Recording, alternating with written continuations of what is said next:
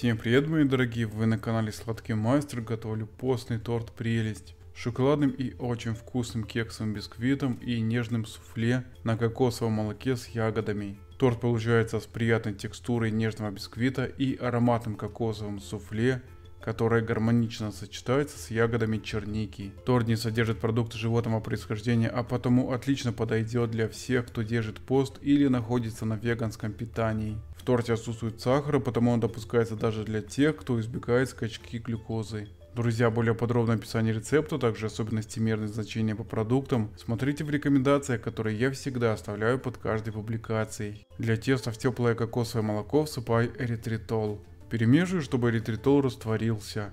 В муку всыпаю какао-порошок, соль, ванилин и разрыхлитель. Перемешиваю сухие ингредиенты. Вливаю кокосовое молоко. Добавляю яблочный уксус и растительное масло.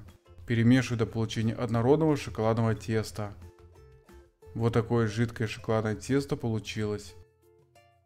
Форму диаметром 25 см с предварительно выстиранной пекарской бумагой вливаю все шоколадное тесто. Убираю форму с тестом в заранее разогретую до 160 градусов духовку на 40 минут. Готовность выпечки проверяйте с деревянной шпажкой. Для суфле в эритритол всыпаю агар-агар и перемешиваю. Разъемное кольцо установил на 25 см и обтянул пищевой пленкой. Внутрь кольца устанавливаю ацетатную ленту. В кокосовое молоко добавляю смесь эритритола с агар-агаром. Помешиваю деревянной ложкой. Как только молоко закипело и стало подниматься шапкой, вымешиваю ложкой еще 3 минуты. Шоколадный бисквит достудил на решетке при комнатной температуре. В кольцо на пищевую пленку выкладываю ягоды.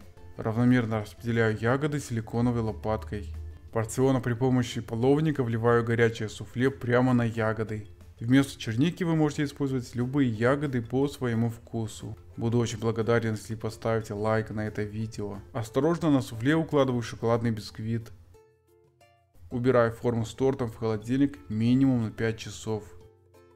После холодильника снимаю пищевую пленку. Извлекаю кольцо.